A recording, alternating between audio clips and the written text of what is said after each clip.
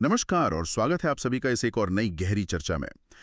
आज का जो विषय है ना, वो बहुत ही खास और डीप होने वाला है। हाँ बिल्कुल।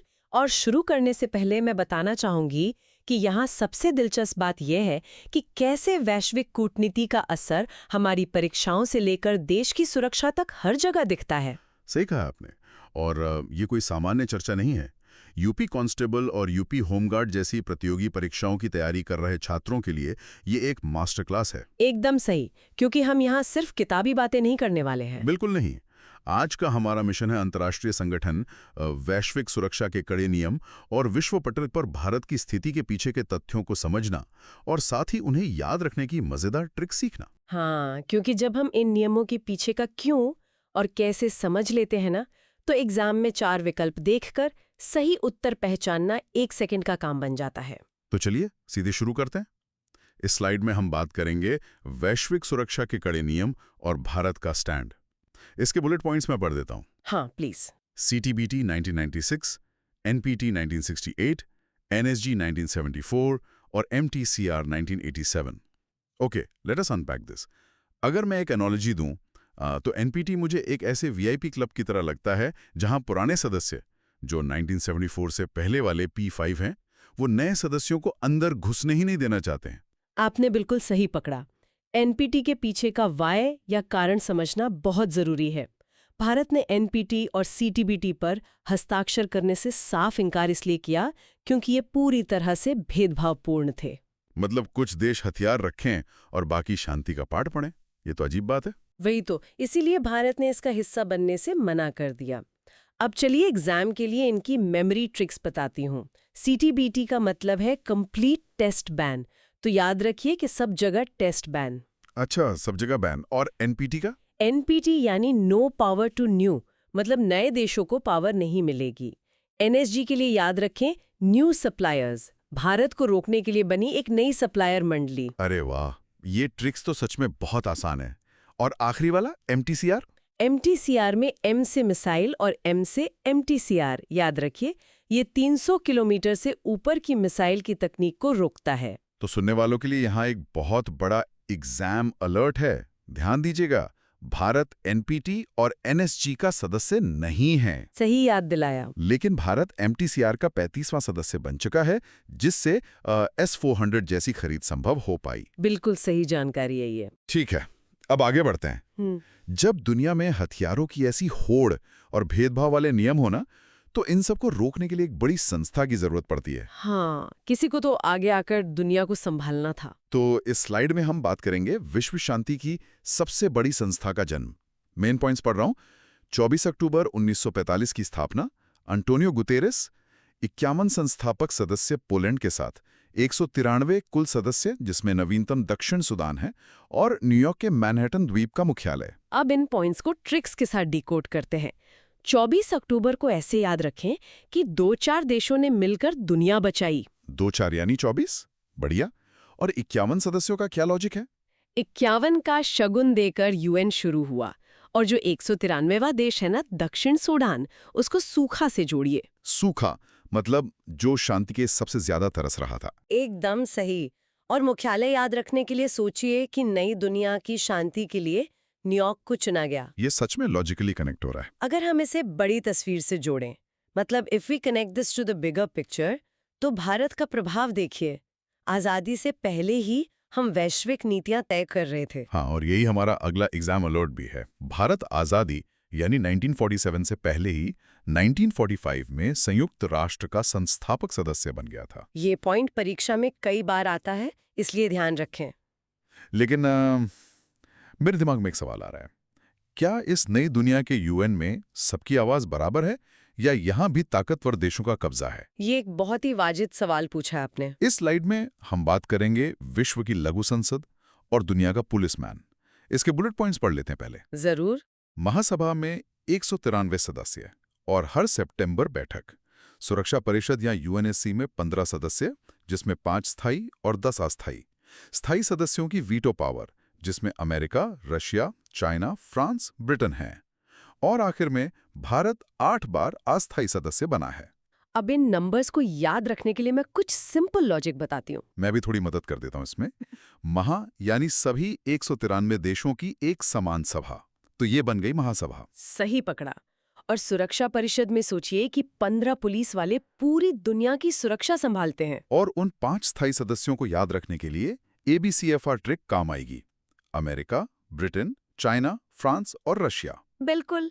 और अस्थायी सदस्यों के लिए ट्रिक है कि 2 साल का पुलिस कॉन्ट्रैक्ट मिलता है, जिसमें भारत का 8 बार सिलेक्शन हुआ है। यहाँ पर एक बहुत बड़ा एग्जाम अलर्ट है, जो एग्जाम देने वालों को रट लेना चाहिए। हाँ, और वो ये है कि UNSC में 10 अस्थायी सदस्यों का चुनाव केवल 2 वर्ष के कार्यकाल के लिए किया जाता है।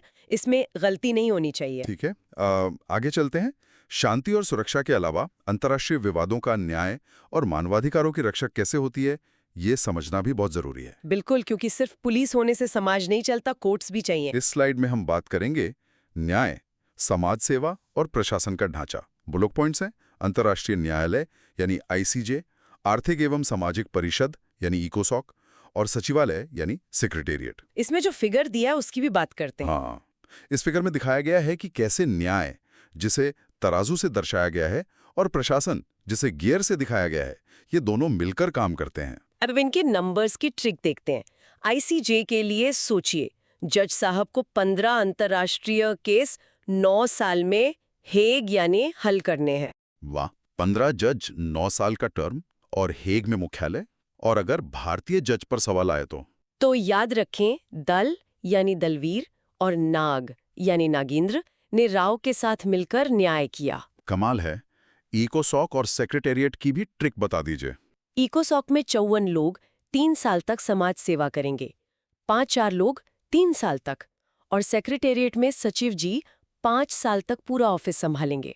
यहाँ एक मस्त एग्जाम अलर्ट निकल कर आता है। बताइए छात्रों को फिर जल्दी से। ध्यान रखना दोस्तों, अंतर्राष्ट्रीय न्यायालय यानी ICJ जो हेग में है, वो UN का एकमात्र ऐसा प्रमुख अंग है जिसका मुख्यालय न्यूयॉर्क से बाहर स्थित है। ये एग्जाम्स में अक्सर घुमाकर पूछते हैं। एकदम सही। ये बहुत फेवरेट क्वेश्चन है एग्जामिनर्स का। अब here is where it gets really interesting. जब भारत न्याय और सुरक्षा में इतना योगदान दे रहा है, तो उसे स्थायी सीट यानी वीटो पावर आखिर मिल क्यों नहीं रही? क्योंकि आसानी से कोई ताकत थोड़ी छोड़ता है। इस स्लाइड में हम बात करेंगे स्थायी सीट की मांग और शांति में सर्वोच्च बलिदान।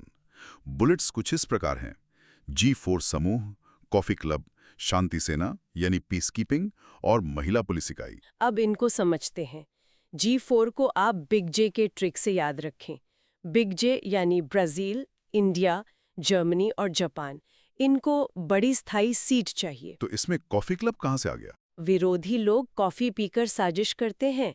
पाकिस्तान, इटली जैसे देश बिग जे के खिलाफ इस कॉफी क्लब में शामिल हैं। ओह, तो ये पॉलिटिक्स है वहाँ। लेकिन हमारी शांति सेना का योगदान तो बहुत बड़ा है। कॉन्गो से सूडान तक, मोनुस्को, UNMISS, UNFIL में भारतीय वीरों का बहुत सम्मान है। बिल्कुल। और महिला पुलिस की ट्रिक याद है ना? 2007 में 7 मिलकर महिलाओं ने लाइबेरिया को संभाला।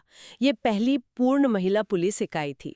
गर्व की बात है, यहाँ सबसे संगीन और भावुक करने वाला एग्जाम अलर्ट आता है। हाँ, हमारे वीरों का बलिदान। UN शांति मिशन में अब तक 180 भारतीय सैनिकों ने सर्वोच्च बलिदान दिया है। ये पूरी दुनिया में सर्वाधिक है। नमन है उन सभी शूरवीरों को। अब थोड़ा और आगे बढ़ते हैं, क्योंकि भारत सिर्फ सैन्य शक्ति नहीं बल्कि तकनीक से भी छाप छोड़ रहा है। हाँ, भाषा और टेक्नोलॉजी में भी हम आगे बढ़ रहे हैं। इस स्लाइड में हम बात करेंगे वैश्विक मंच पर हिंदी और तकनीकी नेतृत्व।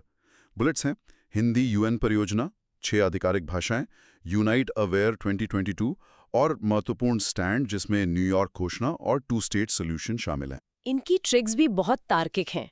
यूनाइट अवेयर को ऐसे याद रखें कि यूनाइट होकर सैनिकों को खतरे से अवेयर करेंगे। और ऑफिशियल लैंग्वेजेस के लिए फास्टर्स वाली ट्रिक थी ना? बिल्कुल। F से फ्रेंच, A से अरबिक, C से चाइनीज, E से इंग्लिश, R से रशियन और S से स्पेनिश। और हिंदी के लिए याद रखिए कि 2030 तक संयुक्त राष्ट्र नमस्ते बोलना सीख जाएगा। अच्छा, यहाँ आतंकवाद और पैलेस्टाइन मुद्दे पर भी एक लाइन है।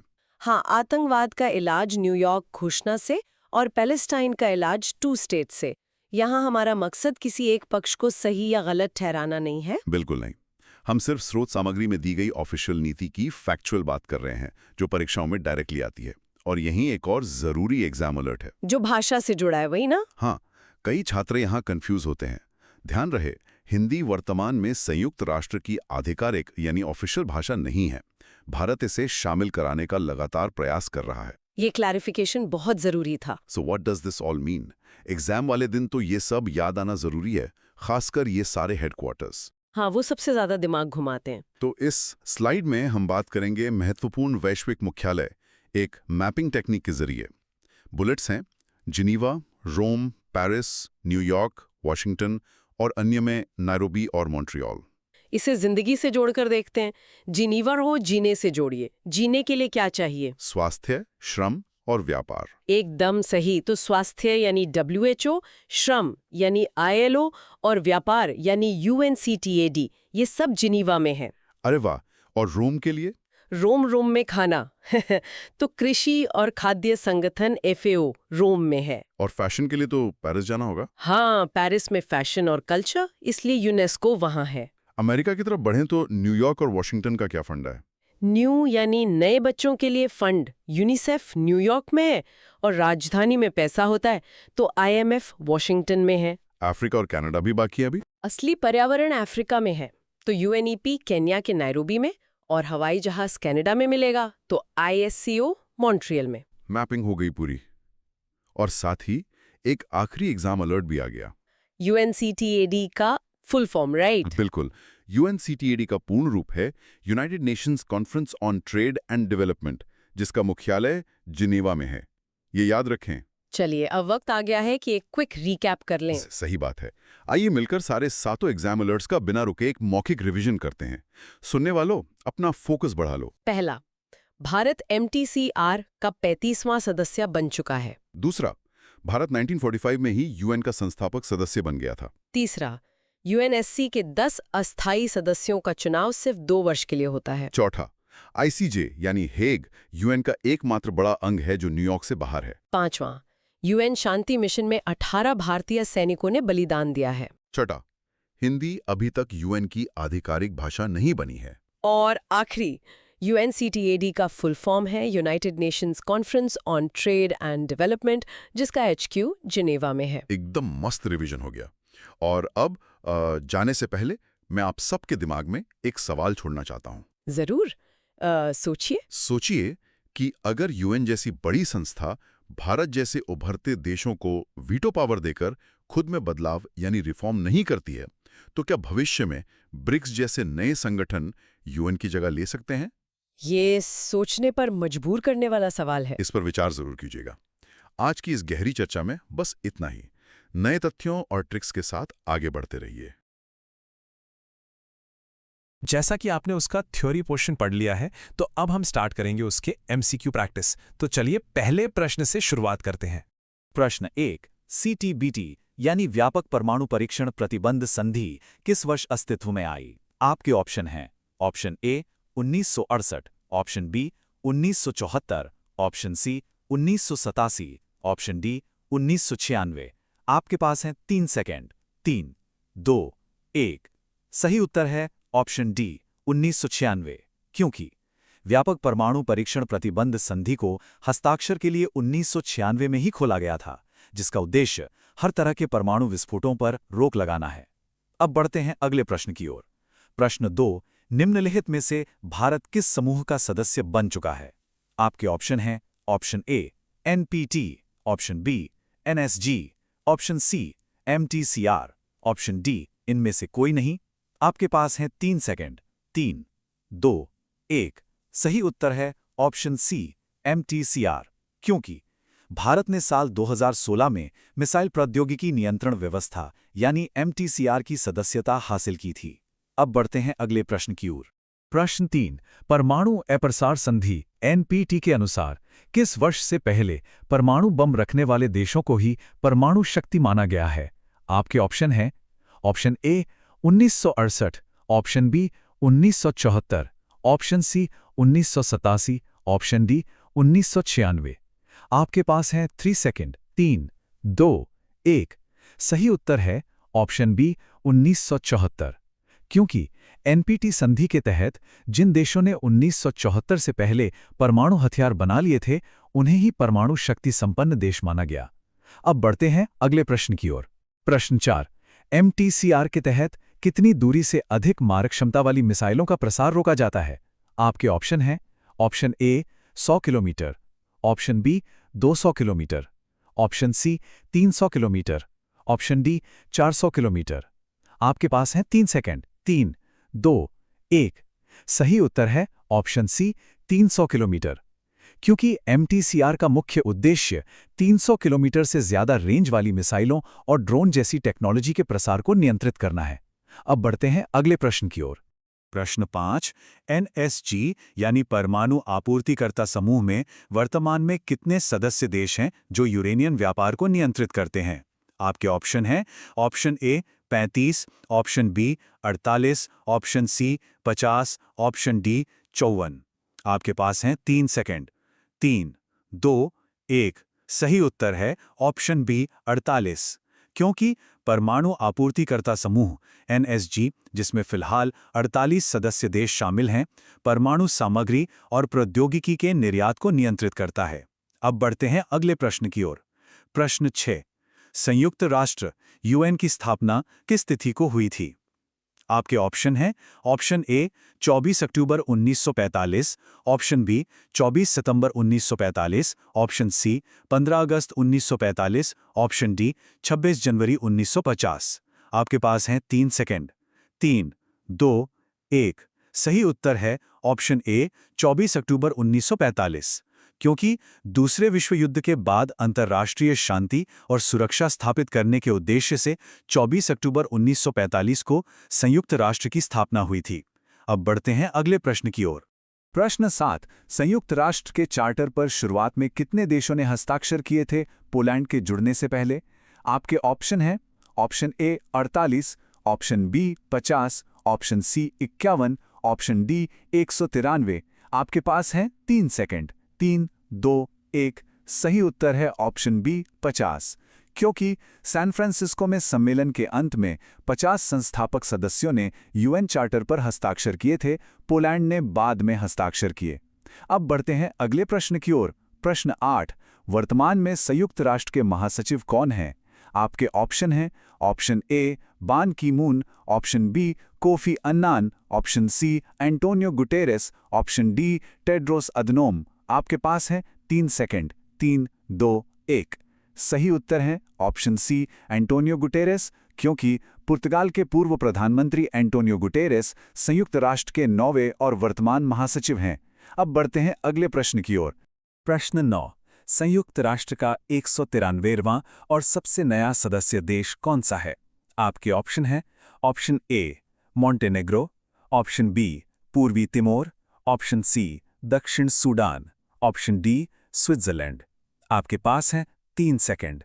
3, 2, 1। सही उत्तर है ऑप्शन सी दक्षिण सूडान। क्योंकि दक्षिण सूडान साल 2011 में संयुक्त राष्ट्र का सबसे नया सदस्य बना, जिससे कुल सदस्य संख्या 193 हो गई। अब बढ़ते हैं अगले प्रश्न की ओर। प्रश्न 10। संयुक्त राष्ट्र का मुख्यालय कहाँ स्थित है? आपके ऑप्शन हैं। Option A Geneva, option B Washington DC, option C Paris, option D Manhattan द्वीप न्यूयॉर्क। आपके पास हैं 3 सेकंड। 3, 2, 1। सही उत्तर है ऑप्शन डी मैनहट्टन द्वीप न्यूयॉर्क। क्योंकि संयुक्त राष्ट्र का मुख्यालय न्यूयॉर्क शहर के मैनहट्टन द्वीप पर है और इसे अंतर्राष्ट्रीय क्षेत्र माना जाता है। अब बढ़ते हैं अगले प्रश्न की ओर। प्रश्न 11। किसे विश्व की लघु संसद mini parliament of the world कहा जाता है? आपके ऑप्शन हैं। ऑप्शन ए सुरक्षा परिषद, ऑप्शन बी महासभा, ऑप्शन सी अंतर्राष्ट्रीय न्यायालय, ऑप्शन डी सचिवालय। आपके पास हैं 3 सेकंड। 3, 2, 1। सही उत्तर है ऑप्शन बी महासभा।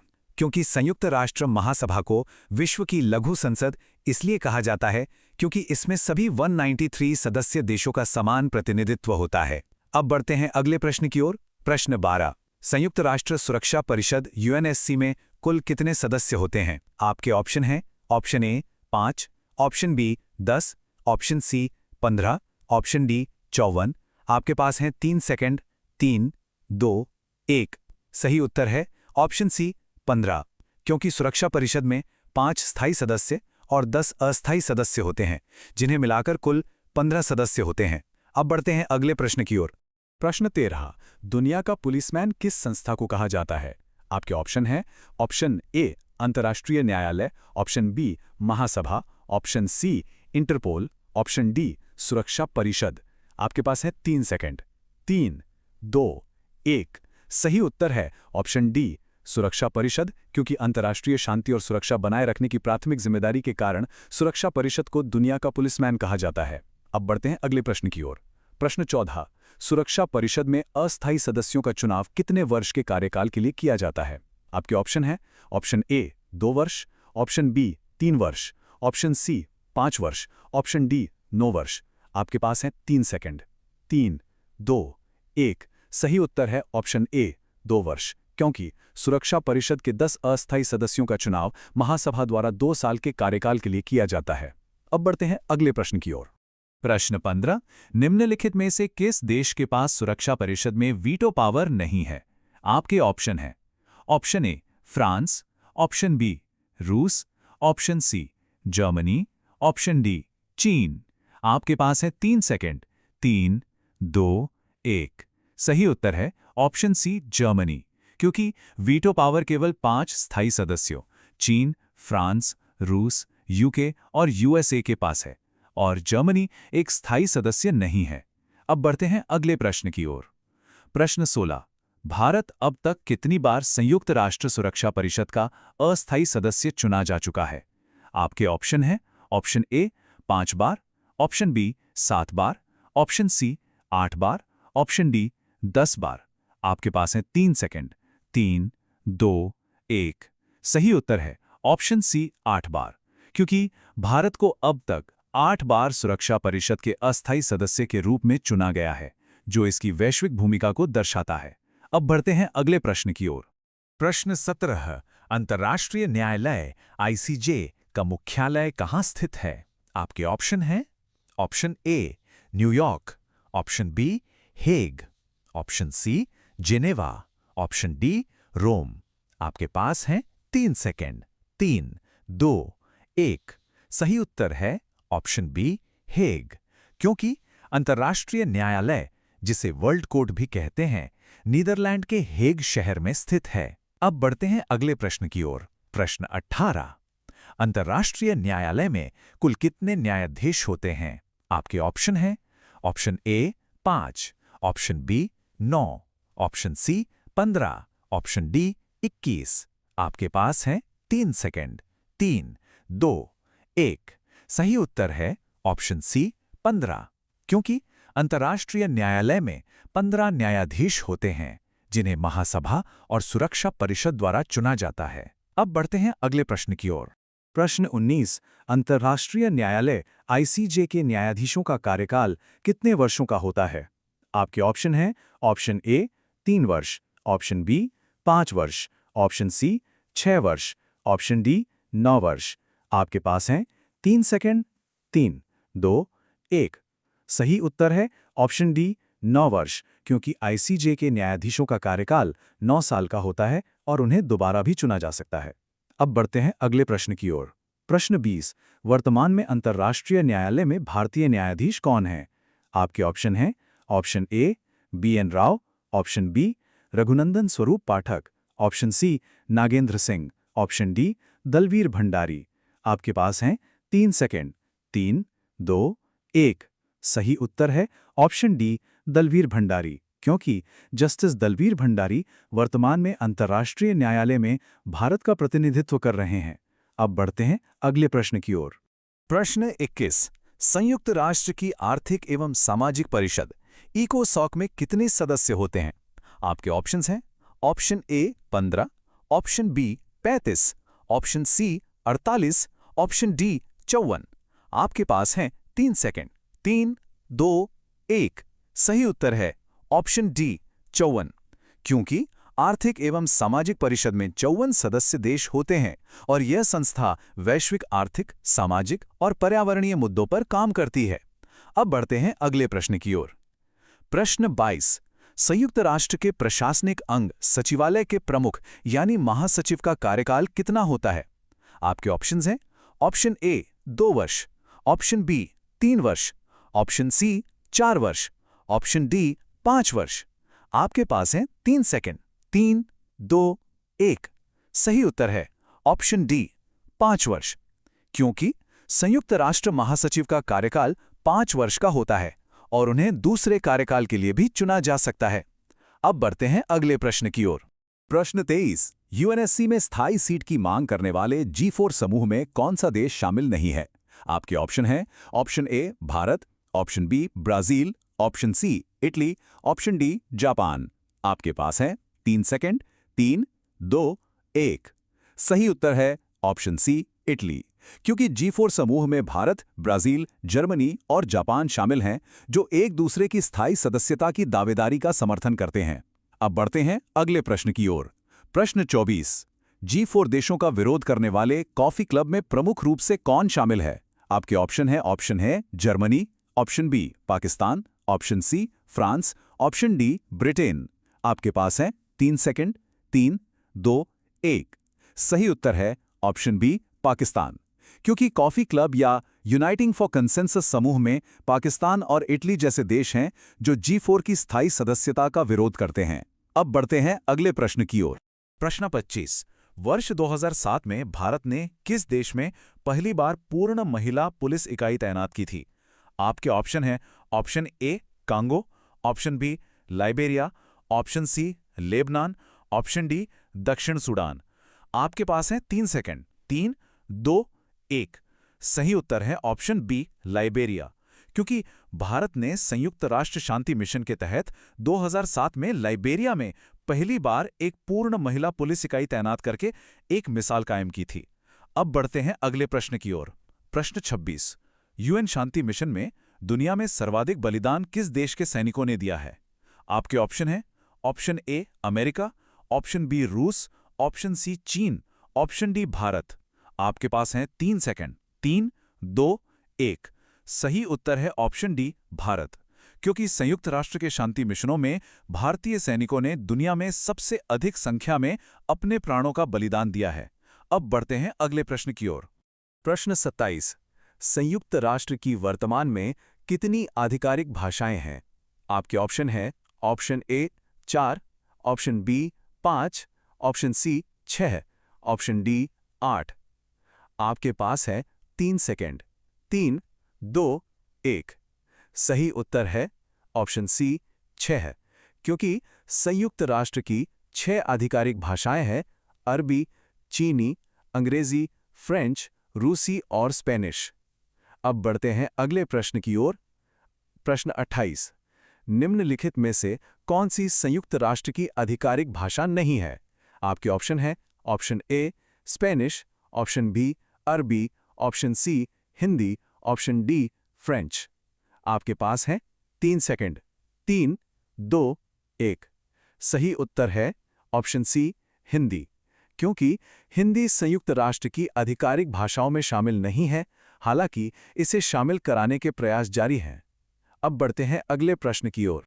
प्रश्न 29। शांति सैनिकों की सुरक्षा के लिए भारत द्वारा 2022 में लॉन्च किए गए तकनीकी प्लेटफॉर्म का क्या नाम है? आपके ऑप्शन हैं option A Unite Protect, option B Unite Aware, option C Peacenet, option D Global Guard. आपके पास हैं 3 सेकंड। 3, 2, 1। सही उत्तर है ऑप्शन बी यूनाइट अवेयर, क्योंकि भारत ने शांति सैनिकों को इलाके की बेहतर जानकारी देकर उनकी सुरक्षा बढ़ाने के लिए ये unite aware mobile take platform launch किया है। अब बढ़ते हैं अगले प्रश्न की ओर। प्रश्न 30। फिलिस्तीन मुद्दे पर भारत वर्तमान में किस नीति का समर्थन करता है? आपके ऑप्शन हैं option A 1 state solution, option B 2 state solution, option C no state solution, option D सैन्य समाधान। आपके पास हैं 3 सेकंड। 3, 2, 1। सही उत्तर है ऑप्शन बी 2 स्टेट सोल्यूशन, क्योंकि भारत लंबे समय से 2 स्टेट सोल्यूशन यानी द्विराज्य समाधान का समर्थन करता है, जिसमें इजराइल के साथ एक स्वतंत्र फिलिस्तीन राज्य की स्थापना शामिल है। अब बढ़ते हैं अगले प्रश्न की ओर। प्रश्न 31। विश्व स्वास्थ्य संगठन WHO और अंतर्राष्ट्रीय श्रम संगठन ILO का मुख्यालय कहाँ स्थित है? आपके ऑप्शन हैं option A Rome, option B Paris, option C Geneva, option D Washington DC. आपके पास है 3 सेकंड। 3, 2, 1। सही उत्तर है ऑप्शन सी जेनेवा, क्योंकि स्वास्थ्य और श्रम से जुड़ी ये दोनों बड़ी संस्थाएं स्विट्जरलैंड के जिनेवा शहर में स्थित हैं। अब बढ़ते हैं अगले प्रश्न की ओर। प्रश्न 32। UNCTAD का पूर्ण रूप क्या है?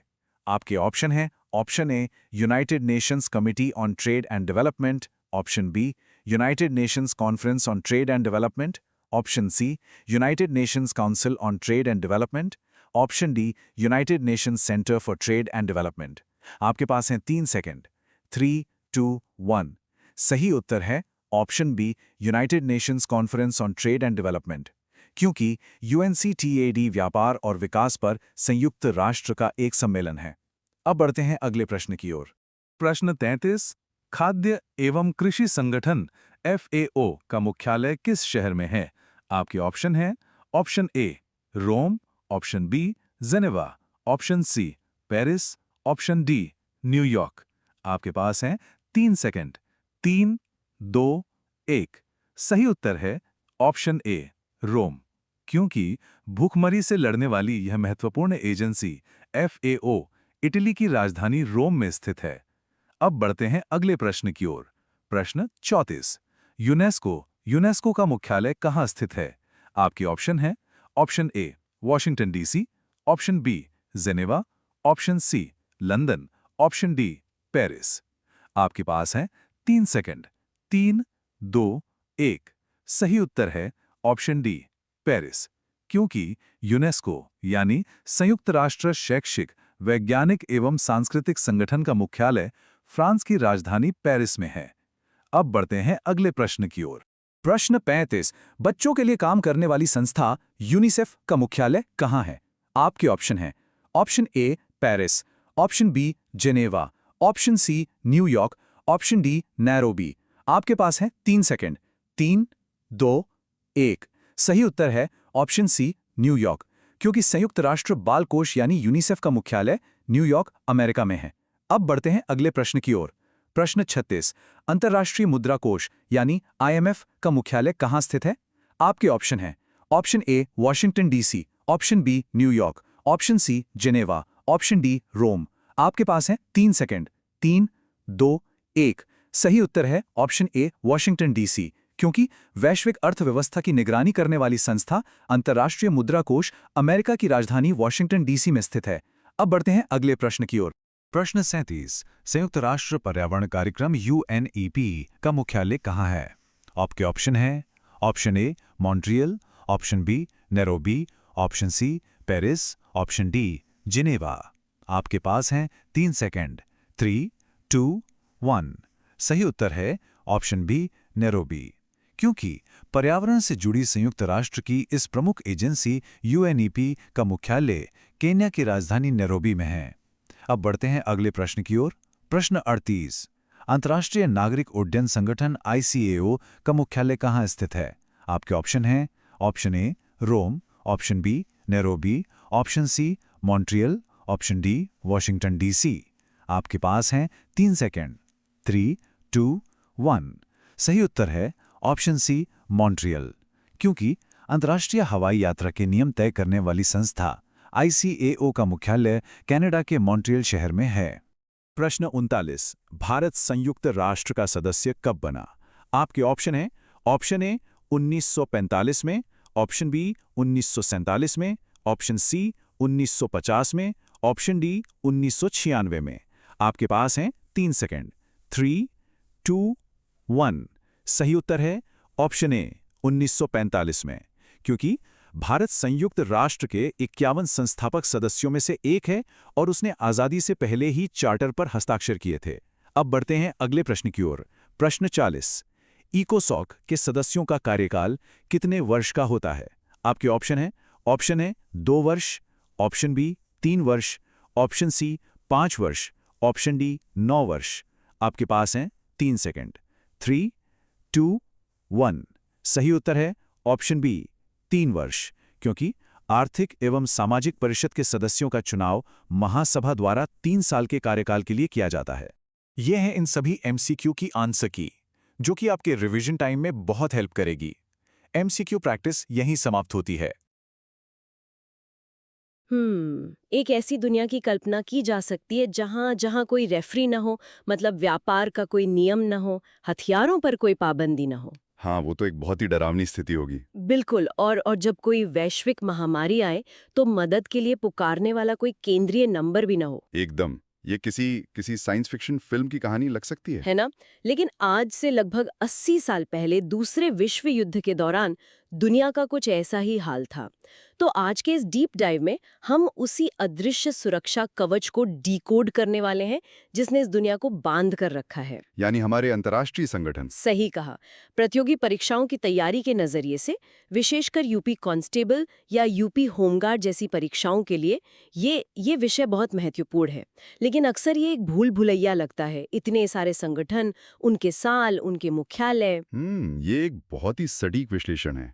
ये भूल भुलैया तभी तक डरावनी लगती है जब इसके पीछे का इतिहास समझ में ना आए। तो आज का हमारा मिशन यही है कि इस रटने वाली प्रक्रिया को खत्म किया जाए। बिल्कुल। एक विश्लेषणात्मक दृष्टिकोण से देखें तो केवल ये जानना काफी नहीं है कि कौन सा संगठन कब बना।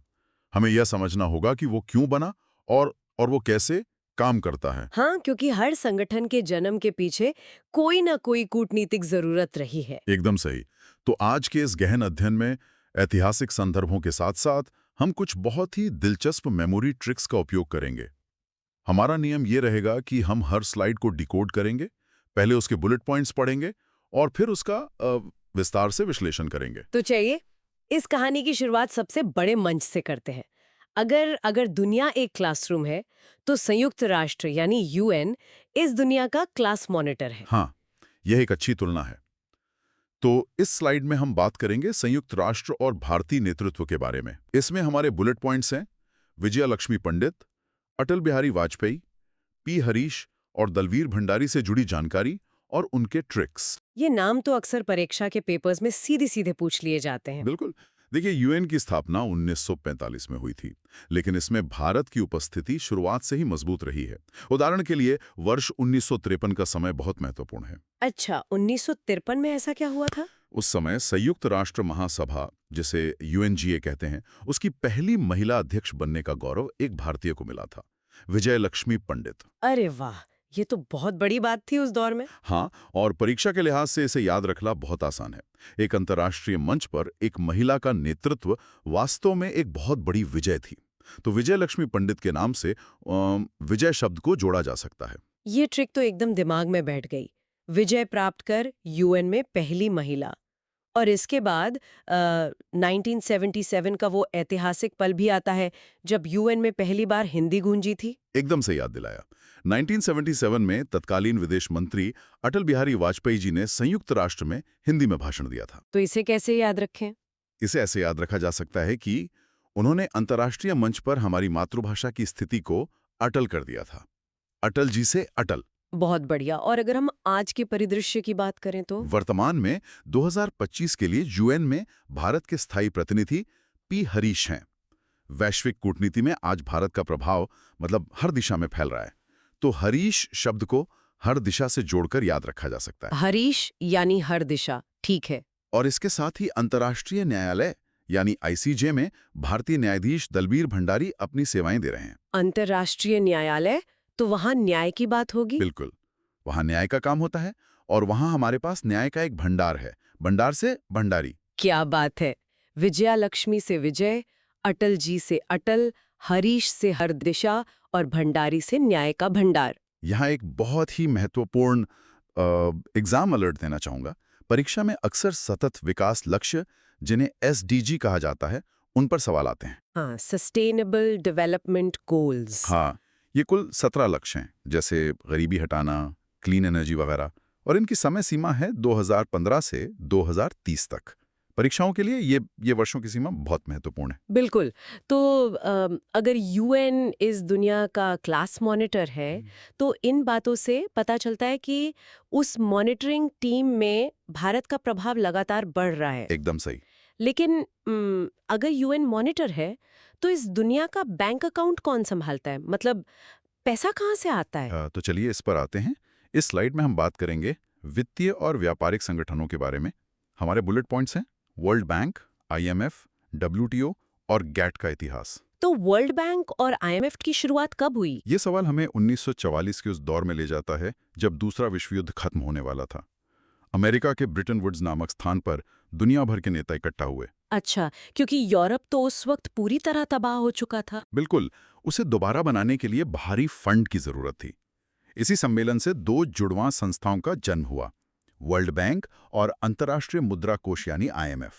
तो इनके काम अलग-अलग थे? हाँ, वर्ल्ड बैंक का काम था लंबे समय के विकास के लिए पैसा देना और IMF का काम था देशों को दिवालिया होने से बचाना।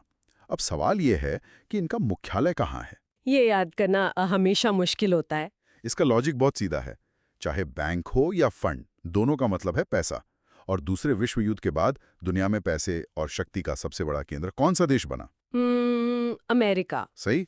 इसलिए इन दोनों वित्तीय संस्थाओं का मुख्यालय अमेरिका की राजधानी वॉशिंगटन DC में है।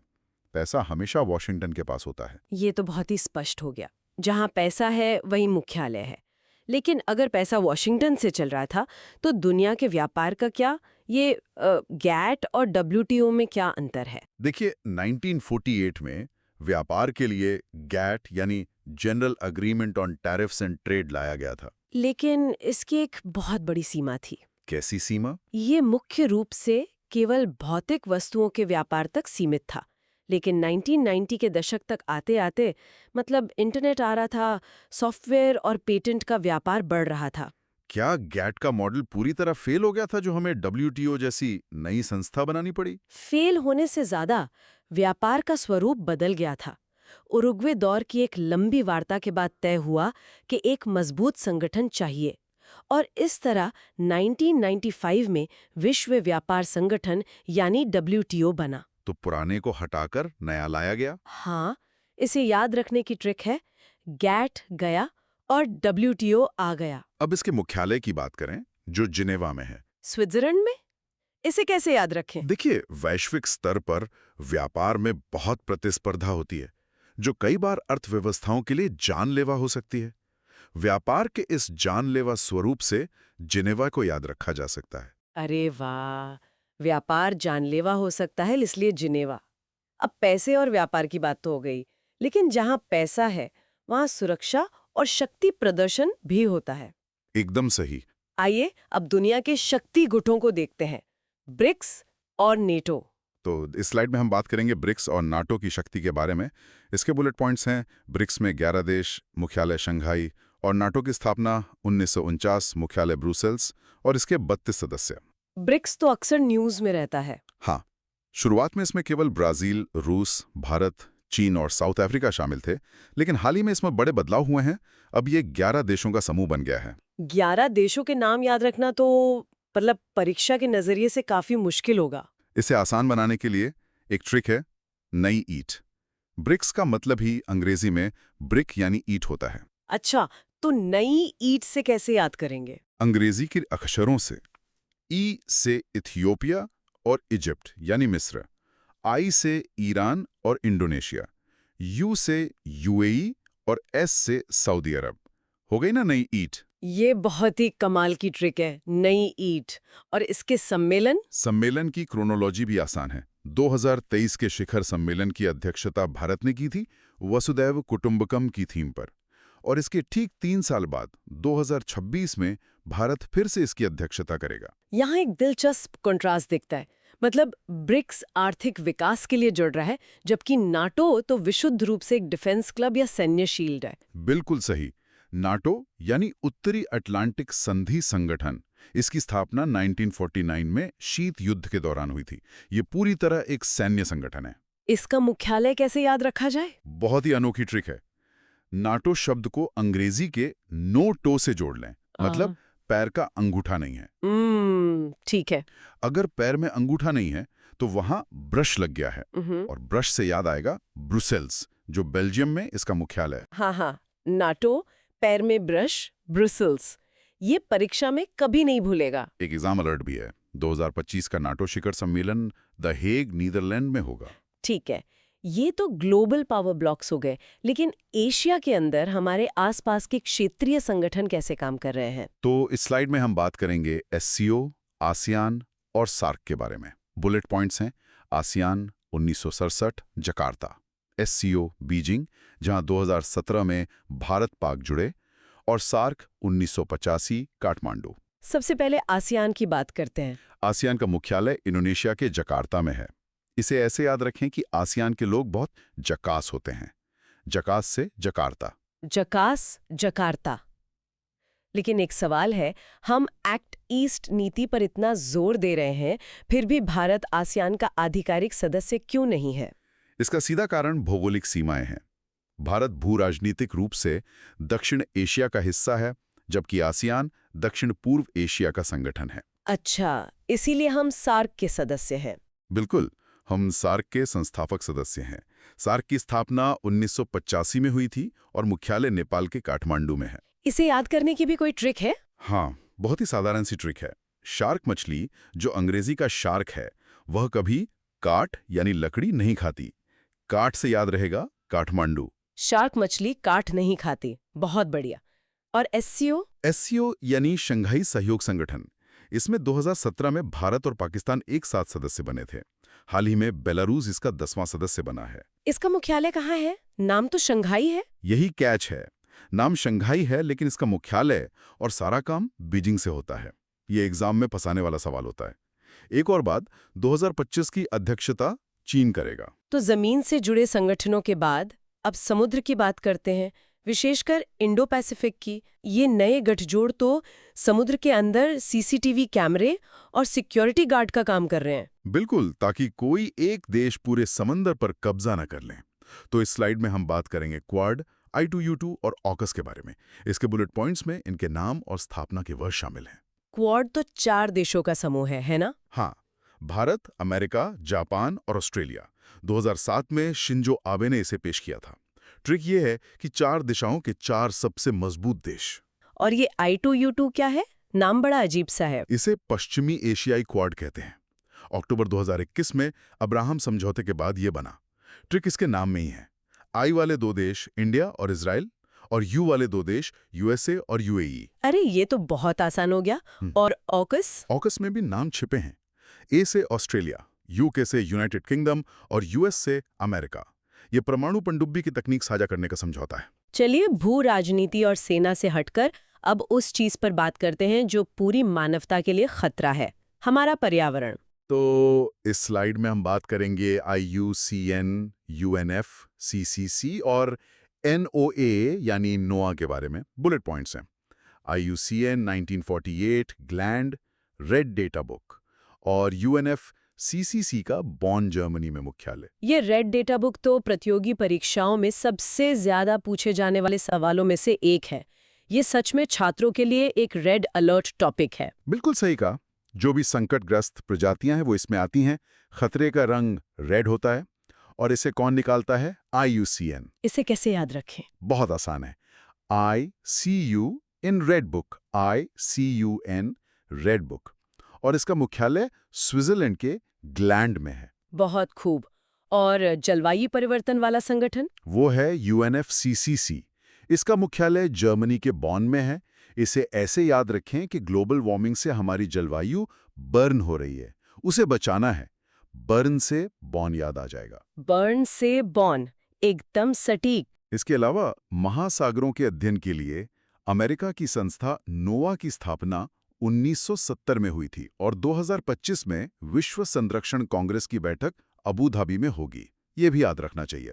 अच्छा, प्रकृति की रक्षा के बाद अब मानव अधिकारों और तकनीक की दुनिया में चलते हैं। एक सेकंड रुकिए, ITU 1865 में बना। हाँ। तब तो संयुक्त राष्ट्र का जन्म भी नहीं हुआ था। ये एक बहुत ही अच्छा ऑब्जर्वेशन है। तो इस स्लाइड में हम बात करेंगे ITU, OECD और मानवाधिकार संगठनों के बारे में। बुलेट पॉइंट्स हैं: ITU 1865 Geneva, amnesty international 1961 London और ट्रांसपेरेंसी इंटरनेशनल। तो ITU UN से पहले कैसे बना? देखिए, 1865 में जब पहली बार टेलीग्राफ और संचार फैल रहा था तो तालमेल के लिए इसकी जरूरत पड़ी। बाद में जब यूएन बना तो उसने इस पुरानी संस्था को अपने में शामिल कर लिया। अच्छा, तो ये सबसे पुरानी एजेंसी है? हाँ, और ट्रिक ये है कि टेलीफोन सबसे पुराना आविष्कार है, इसलिए आईटीयू सबसे पुरानी यूएन एजेंसी है। जिनेवा में इसका मुख्यालय है। मतलब होता है माफी। और ऐतिहासिक रूप से माफी किससे मांगी जाती है? लंदन के राजा से। तो इसका मुख्यालय लंदन में है। बहुत तार्किक है। और भ्रष्टाचार खत्म करने वाली संस्था? ट्रांसपेरेंसी इंटरनेशनल, इसका सूचकांक बहुत मशहूर है। ट्रिक यही है कि ट्रांसपेरेंसी यानी पारदर्शिता से ही भ्रष्टाचार खत्म होगा। एक और अपडेट था NIUTU के बारे में। हाँ, exam alert. Doctor Neeraj Mittal को आईटीयू के डिजिटल इनोवेशन बोर्ड का सह अध्यक्ष चुना गया है। और ओईसीडी के 38 सदस्य हैं और मुख्यालय पेरिस में है। अधिकारों की बात के बाद अब उन संस्थाओं को देखते हैं जो विकास, शिक्षा और पुलिसिंग का काम करती हैं। तो इस स्लाइड में हम बात करेंगे एडीबी, आईटैग, यूनेस्को और इंटरपोल के बारे में। बुलेट पॉइंट्स हैं: एडीबी 1966 मनीला, आईटैग 1964 और इंटरपोल लियोन। एडीबी यानी एशियाई विकास बैंक, इसका मुख्यालय मनीला में है। इसे कैसे याद करें? बहुत स्वाभाविक है। बैंक का काम है पैसा देना। पैसे को अंग्रेजी में क्या कहते हैं? मनी। बिल्कुल, बैंक से मनी मिलता है तो मनी से मनीला। हाँ, मनी से मनीला। और आईटेक के जरिए भारत विकासशील देशों को ट्रेनिंग दे रहा है। ये भारत की सॉफ्ट पावर का बहुत बेहतरीन उदाहरण है। एकदम सही। आईटेक को याद रखने के लिए आई मतलब इंडिया और टी मतलब ट्रेनिंग। इंडिया ट्रेनिंग दे रहा है तकनीकी सहायता के लिए। और अंतर्राष्ट्रीय पुलिस इंटरपोल, इसका मुख्यालय फ्रांस के शहर लियोन में है। ट्रिक बहुत मजेदार है।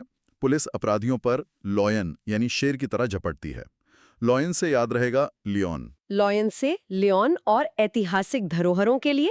उसके लिए यूनेस्को है, जिसका मुख्यालय पेरिस में है। अंत में आइए एक त्वरित नजर डालते हैं कुछ और महत्वपूर्ण मुख्यालयों पर, ताकि परीक्षा में कोई भी सवाल न छूटे। बिल्कुल। तो इस आखिरी स्लाइड में हम बात करेंगे वियना मुख्यालय, जिनेवा मुख्यालय और सिंगापुर मुख्यालय के बारे में। वियना में कौन से मुख्यालय हैं? ओपेक यानी पेट्रोलियम निर्यातक देशों का संगठन और यूनिटो। ट्रिक ये है कि पेट्रोल पियोगे तो वीना बच जाएगी। वीना से वियना। हाँ, बहुत सही। और जिनेवा में इतने सारे मुख्यालय क्यों हैं?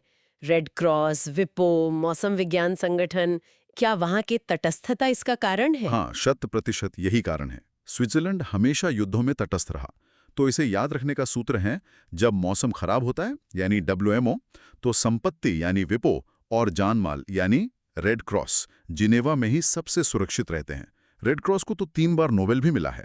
क्या बात है। और व्यापार वाला एपेक? एपेक का मुख्यालय सिंगापुर में है। ट्रिक है कि वहां व्यापार सिंगिंग करते हुए होता है।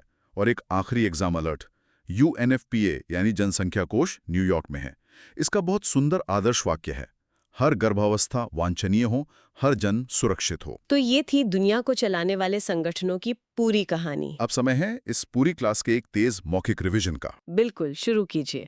तो याद रखें, पैसा मतलब वॉशिंगटन, वर्ल्ड बैंक और IMF। व्यापार हुआ जानलेवा मतलब जिनेवा। WTO, गैट हटा तो 1995 में WTO आया। ब्रिक्स में नए देश जुड़े हैं, नई ईंट। सार्क कभी काट नहीं खाती, इसलिए सार्क काठमांडू में है। खतरे की किताब है रेड डेटा बुक, जिसे IUCN निकालता है।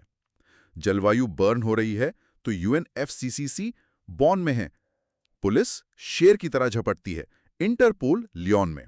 बैंक मनी देता है तो ADB मनीला में।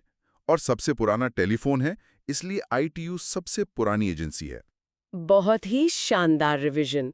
आज हमने दुनिया को चलाने वाली इन विशाल संस्थाओं को पढ़ा। लेकिन ये सोचने वाली बात है, 20-30 साल बाद जब आर्टिफिशियल इंटेलिजेंस और साइबर स्पेस पूरी दुनिया पर हावी होंगे, तो क्या यही संस्थाएं काम आएंगी, या दुनिया को डिजिटल संयुक्त राष्ट्र जैसी किसी नई संस्था की जरूरत पड़ेगी? इस बारे में जरूर सोचिएगा। ये वास्तव में एक बहुत ही गहरा सवाल है। तभी अभ्यर्थियों को निरंतर अभ्यास करते रहना चाहिए। ट्रिक्स से चीजें आसान हो जाती हैं, बस लॉजिक याद रखें। जैसा कि आपने उसका थियरी पोर्शन पढ़ लिया है, तो अब हम स्टार्ट करेंगे उसके MCQ प्रैक्टिस। तो चलिए पहले प्रश्न से शुरुआत करते हैं। इस अभ्यास सत्र को 5 खंडों में विभाजित किया गया है।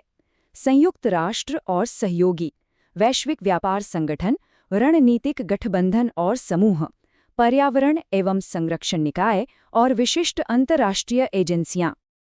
पहला खंड, संयुक्त राष्ट्र और सहयोगी। प्रश्न 1। वर्ष 1953 में संयुक्त राष्ट्र महासभा UNGA की पहली महिला अध्यक्ष कौन बनी? आपके ऑप्शन हैं option A Sarojini Naidu, option B Vijay Lakshmi Pandit, option C Indira Gandhi, option D Sucheta Kripalani. आपके पास हैं 3 सेकंड।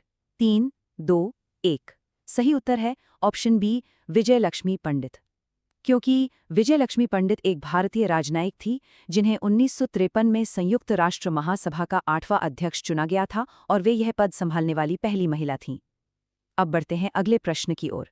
प्रश्न 2। तत्कालीन विदेश मंत्री अटल बिहारी वाजपेयी ने संयुक्त राष्ट्र UN में हिंदी में भाषण किस वर्ष दिया था? आपके ऑप्शन हैं option A 1975, option B 1977, option C 1980, option D 1999। आपके पास हैं 3 सेकंड। 3, 2, 1। सही उत्तर है ऑप्शन बी 1977। क्योंकि 1977 में विदेश मंत्री के रूप में अटल बिहारी वाजपेयी ने 32वें संयुक्त राष्ट्र महासभा सत्र को हिंदी में संबोधित किया था, जो UN में हिंदी में दिया गया पहला भाषण था। प्रश्न 3। वर्तमान 2025 में संयुक्त राष्ट्र में भारत के स्थायी प्रतिनिधि एम्बेसडर कौन है? आपके ऑप्शन हैं option A P Harish, option B Ruchira Kamboj, option C Syed Akbaruddin, option D Dalveer Bhandari. आपके पास हैं 3 सेकंड। 3, 2, 1। सही उत्तर है ऑप्शन ए P हरीश। क्योंकि वरिष्ठ राजनयिक P हरीश को रुचिरा कंबोज के स्थान पर संयुक्त राष्ट्र में भारत के अगले स्थायी प्रतिनिधि के रूप में नियुक्त किया गया है। अब बढ़ते हैं अगले प्रश्न की ओर। प्रश्न 4। वर्तमान में अंतर्राष्ट्रीय न्यायालय ICJ में भारतीय न्यायाधीश कौन है? आपके ऑप्शन हैं option A Ranjan Gogoi, option B Dalveer Bhandari, option C DY Chandrachud, option D Nagendra Singh. आपके पास है 3 सेकंड। 3, 2, 1। सही उत्तर है ऑप्शन बी दलवीर भंडारी। क्योंकि न्यायमूर्ति दलवीर भंडारी 2012 से अंतर्राष्ट्रीय न्यायालय में न्यायाधीश हैं और उन्हें 2018 में 9 साल के कार्यकाल के लिए फिर से चुना गया था। प्रश्न 5। संयुक्त राष्ट्र UN द्वारा सतत विकास लक्ष्य SDG किस अवधि के लिए निर्धारित किए गए हैं? आपके ऑप्शन हैं ऑप्शन ए 2000 से 2015, ऑप्शन बी 2010 से 2025, ऑप्शन सी 2015 से 2030, ऑप्शन डी 2020 से 2035। आपके पास हैं 3 सेकंड। 3, 2, 1। सही उत्तर है ऑप्शन सी 2015 से 2030। क्योंकि संयुक्त राष्ट्र ने 2015 में एजेंडा 2030 के तहत इन लक्ष्यों को अपनाया था, जो मिलेनियम डेवलपमेंट गोल्स MDGs के बाद लागू हुए। अब बढ़ते हैं अगले प्रश्न की ओर। प्रश्न 6। UN द्वारा गरीबी हटाने और क्लीन एनर्जी जैसे विषयों पर कुल कितने सतत विकास लक्ष्य SDG निर्धारित किए गए हैं? आपके ऑप्शन हैं option A 15, option B 17, option C 20, option D 21। आपके पास हैं 3 सेकंड। 3, 2, 1। सही उत्तर है ऑप्शन बी 17। क्योंकि सतत विकास लक्ष्यों के एजेंडे में कुल 17 परस्पर जुड़े लक्ष्य शामिल हैं, जो वैश्विक चुनौतियों से निपटने के लिए एक ब्लूप्रिंट का काम करते हैं। दूसरा खंड, वैश्विक व्यापार संगठन। प्रश्न 7। विश्व बैंक, वर्ल्ड बैंक और अंतर्राष्ट्रीय मुद्रा कोष IMF की स्थापना किस वर्ष हुई थी? आपके ऑप्शन हैं option A 1944, option B 1948, option C 1950, option D 1995। आपके पास हैं 3 सेकंड। 3, 2, 1। सही उत्तर है ऑप्शन ए 1944। क्योंकि इन दोनों संस्थानों की स्थापना जुलाई 1944 में अमेरिका के ब्रेटन वुड्स सम्मेलन के दौरान की गई थी। अब बढ़ते हैं अगले प्रश्न की ओर।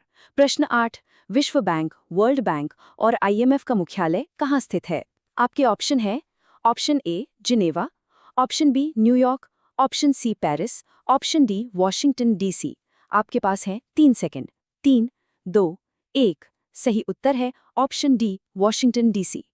क्योंकि ब्रेटन वुड्स प्रणाली के तहत स्थापित इन दोनों प्रमुख वित्तीय संस्थानों का मुख्यालय संयुक्त राज्य अमेरिका की राजधानी वॉशिंगटन डीसी में है। प्रश्न 9। विश्व व्यापार संगठन WTO की स्थापना किस वर्ष हुई थी? आपके ऑप्शंस हैं option A 1948, option B 1985, option C 1995, option D 2000। आपके पास है 3 सेकंड। 3, 2, 1। सही उत्तर है ऑप्शन सी 1995।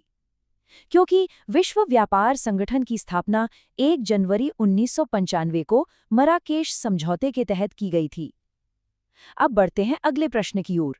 प्रश्न 10। विश्व व्यापार संगठन WTO का मुख्यालय कहाँ स्थित है?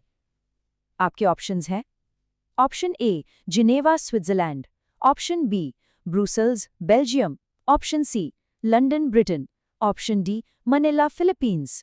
आपके पास है 3 सेकंड। 3, 2, 1। सही उत्तर है ऑप्शन ए जिनेवा स्विट्जरलैंड। क्योंकि कई अन्य अंतर्राष्ट्रीय संगठनों की तरह इसका मुख्यालय भी कूटनीति के केंद्र माने जाने वाले शहर जिनेवा में स्थित है। प्रश्न 11। विश्व व्यापार संगठन WTO का पूर्ववर्ती संगठन कौन सा था? आपके ऑप्शन हैं option A WHO, option B GATT, option C WEF, option D IBRD। आपके पास है 3 सेकंड। 3, 2, 1।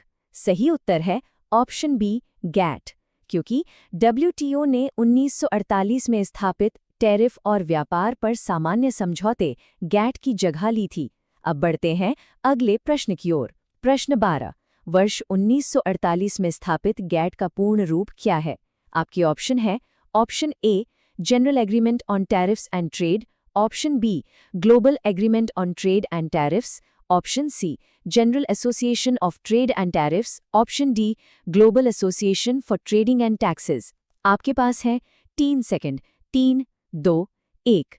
सही उत्तर है option A general agreement on tariffs and trade, क्योंकि यह एक कानूनी समझौता था जिसका उद्देश्य टैरिफ जैसे व्यापारिक अवरोधों को कम करके अंतर्राष्ट्रीय व्यापार को बढ़ावा देना था। तीसरा खंड रणनीतिक गठबंधन और समूह। प्रश्न 13। नए देशों मिस्र, इथियोपिया, ईरान, सऊदी अरब, UAE के जुड़ने के बाद वर्तमान में ब्रिक्स संगठन में कुल कितने देश शामिल हो गए हैं?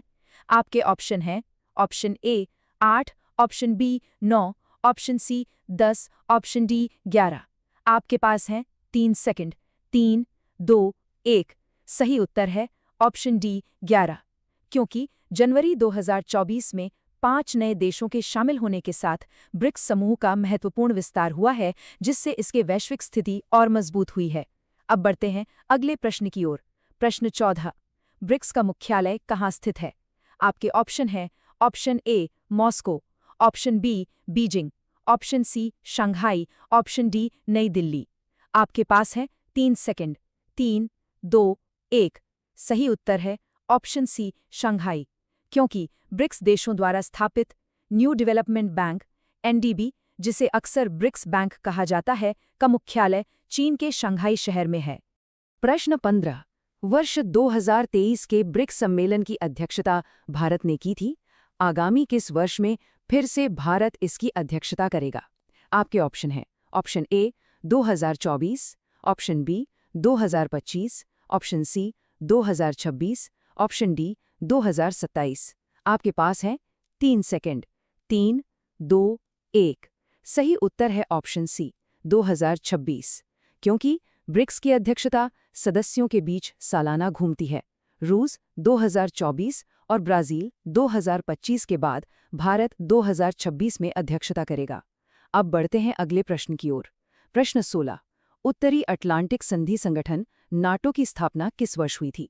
आपके ऑप्शन हैं option A 1945, option B 1949, option C 1955, option D 1961। आपके पास हैं 3 सेकंड। 3, 2, 1। सही उत्तर है ऑप्शन बी 1949, क्योंकि इसकी स्थापना द्वितीय विश्व युद्ध के बाद सोवियत संघ के खिलाफ सामूहिक सुरक्षा प्रदान करने के लिए उत्तरी अटलांटिक संधि पर हस्ताक्षर के साथ हुई थी। प्रश्न 17। नेटो का मुख्यालय कहाँ स्थित है? आपके ऑप्शन है option A Paris France, option B Brussels Belgium, option C Geneva Switzerland, option D Washington America. आपके पास है 3 सेकंड। 3, 2, 1। सही उत्तर है ऑप्शन बी ब्रुसेल्स बेल्जियम, क्योंकि नेटो का राजनीतिक और प्रशासनिक मुख्यालय बेल्जियम की राजधानी ब्रुसेल्स में स्थित है। अब बढ़ते हैं अगले प्रश्न की ओर। प्रश्न 18। वर्ष 2025 का नेटो शिखर सम्मेलन कहाँ आयोजित किया जाएगा? आपके ऑप्शन है option A London Britain, option B Paris France, option C the Hague Netherlands, option D Madrid Spain. आपके पास है 3 सेकंड। 3, 2, 1। सही उत्तर है option C the Hague Netherlands, क्योंकि ये एक नियोजित भविष्य की घटना है और 2025 के शिखर सम्मेलन की मेजबानी नीदरलैंड द्वारा की जाएगी। प्रश्न 19। आसियान की स्थापना किस वर्ष हुई थी? आपके ऑप्शन हैं option A 1967, option B 1975, option C 1985, option D 1992। आपके पास है 3 सेकंड। 3, 2, 1। सही उत्तर है ऑप्शन ए 1967, क्योंकि इसकी स्थापना 8 अगस्त 1967 को इसके 5 संस्थापक सदस्यों द्वारा आसियान घोषणा बैंकॉक घोषणा पर हस्ताक्षर के साथ हुई थी। अब बढ़ते हैं अगले प्रश्न की ओर। प्रश्न 20। आसियान का मुख्यालय कहाँ स्थित है? आपके ऑप्शन है option A Bangkok, option B Manila, option C Jakarta, option D Kuala Lumpur. आपके पास है 3 सेकंड। 3, 2, 1। सही उत्तर है ऑप्शन सी जकार्ता, क्योंकि आसियान सचिवालय जो संगठन के कार्यों का समन्वय करता है इंडोनेशिया की राजधानी जकार्ता में स्थित है। प्रश्न 21। शंघाई सहयोग संगठन एससीओ का नवीनतम 10वां सदस्य देश कौन बना है? आपके ऑप्शन है option A Iran, option B Belarus, option C Pakistan, option D Bharat. आपके पास है 3 सेकंड। 3, 2, 1। सही उत्तर है ऑप्शन बी बेलारूस, क्योंकि ईरान के 9वें सदस्य बनने के बाद बेलारूस को संगठन के 10वें पूर्ण सदस्य के रूप में शामिल करने की प्रक्रिया चल रही है। अब बढ़ते हैं अगले प्रश्न की ओर। प्रश्न 22। शंघाई सहयोग संगठन एससीओ की 2025 की अध्यक्षता किस देश द्वारा की जाएगी? आपके ऑप्शन है option A Bharat, option B रूस, ऑप्शन सी चीन, ऑप्शन डी कजाकिस्तान। आपके पास है 3 सेकंड। 3, 2, 1। सही उत्तर है ऑप्शन सी चीन, क्योंकि संगठन की अध्यक्षता सदस्य देशों के बीच घूमती है और 2024 में कजाकिस्तान के बाद 2025 में चीन की बारी है। प्रश्न 23। वर्ष 1985 में स्थापित सार्क एसएआरसी का मुख्यालय कहाँ स्थित है? आपके ऑप्शन हैं option A New Delhi, option B Dhaka, option C Kathmandu, option D Colombo. आपके पास है 3 सेकंड। 3, 2, 1। सही उत्तर है ऑप्शन सी काठमांडू, क्योंकि दक्षिण एशियाई क्षेत्रीय सहयोग संगठन सार्क का सचिवालय 1987 में नेपाल के काठमांडू में स्थापित किया गया था। अब बढ़ते हैं अगले प्रश्न की ओर। प्रश्न 24। क्वाड की अवधारणा 2007 में किस नेता ने दी थी? आपके ऑप्शन है option A Joe Biden, option B Narendra Modi, option C Boris Johnson, option D Shinzo Abe. आपके पास है 3 सेकंड। 3, 2, 1। सही उत्तर है ऑप्शन डी शिंजो आबे, क्योंकि इस चतुर्भुज सुरक्षा संवाद की अवधारणा पहली बार 2007 में तत्कालीन जापानी प्रधानमंत्री शिंजो आबे द्वारा प्रस्तुत की गई थी। प्रश्न 25। I2U2 वेस्ट एशियन कॉर्ड की स्थापना अक्टूबर 2021 में किस समझौते के बाद हुई? आपके ऑप्शन हैं ऑप्शन ए पेरिस समझौता, ऑप्शन बी अब्राहम समझौता, option C Kyoto protocol, option D Geneva convention. आपके पास है 3 सेकंड। 3, 2, 1। सही उत्तर है ऑप्शन बी अब्राहम समझौता, क्योंकि I2U2 समूह भारत, इजराइल, यूएसए का गठन अब्राहम समझौते के बाद हुआ, जिसने इजराइल और कई अरब देशों के बीच संबंधों को सामान्य बनाया। अब बढ़ते हैं अगले प्रश्न की ओर। प्रश्न 26। AUKUS समझौते के तहत किस देश को परमाणु पनडुब्बी तकनीक प्रदान की जाएगी? आपके ऑप्शन हैं option A Bharat, option B Japan, option C Australia, option D दक्षिण कोरिया। आपके पास हैं 3 सेकंड। 3, 2, 1। सही उत्तर है ऑप्शन सी ऑस्ट्रेलिया, क्योंकि AUKUS ऑस्ट्रेलिया UK US एक त्रिपक्षीय सुरक्षा समझौता है जिसके तहत अमेरिका और ब्रिटेन ऑस्ट्रेलिया को परमाणु संचालित पनडुब्बियां हासिल करने में मदद करेंगे। चौथा खंड पर्यावरण एवं संरक्षण निकाय। प्रश्न 27 IUCN यानी International Union for Conservation of Nature का मुख्यालय कहाँ स्थित है? आपके ऑप्शंस हैं option A Nairobi, option B Gland, option C Geneva, option D Bonn. आपके पास हैं 3 सेकंड। 3, 2, 1। सही उत्तर है ऑप्शन बी ग्लेंड, क्योंकि प्रकृति संरक्षण के लिए अंतर्राष्ट्रीय संघ का मुख्यालय स्विट्जरलैंड के ग्लेंड शहर में स्थित है। अब बढ़ते हैं अगले प्रश्न की ओर। प्रश्न 28 संकटग्रस्त प्रजातियों की लिस्ट रेड डेटा बुक कौन जारी करता है? आपके ऑप्शंस हैं option A UNEP, option B WWF, option C IUCN, option D UNESCO. आपके पास है 3 सेकंड। 3, 2, 1। सही उत्तर है ऑप्शन सी IUCN, क्योंकि IUCN संकटग्रस्त प्रजातियों की लाल सूची रेड लिस्ट का रखरखाव और प्रकाशन करता है, जो प्रजातियों की वैश्विक संरक्षण स्थिति की सबसे व्यापक सूची है। प्रश्न 29 जलवायु परिवर्तन पर कार्य करने वाली संस्था UNFCCC का मुख्यालय कहाँ स्थित है? आपके ऑप्शन हैं option A Paris, option B Gland, option C Nairobi, option D Bonn. आपके पास है 3 सेकंड। 3, 2, 1। सही उत्तर है ऑप्शन डी बॉन, क्योंकि जलवायु परिवर्तन पर संयुक्त राष्ट्र फ्रेमवर्क कन्वेंशन UNFCCC का सचिवालय जर्मनी के बॉन शहर में स्थित है। अब बढ़ते हैं अगले प्रश्न की ओर। प्रश्न 30 विश्व संरक्षण कांग्रेस वर्ल्ड कंजर्वेशन कांग्रेस की आगामी बैठक 2025 में कहाँ आयोजित की जाएगी? आपके ऑप्शन हैं option A New Delhi, option B Abu Dhabi, option C New York, option D Rio de Janeiro. आपके पास है 3 सेकंड। 3, 2, 1।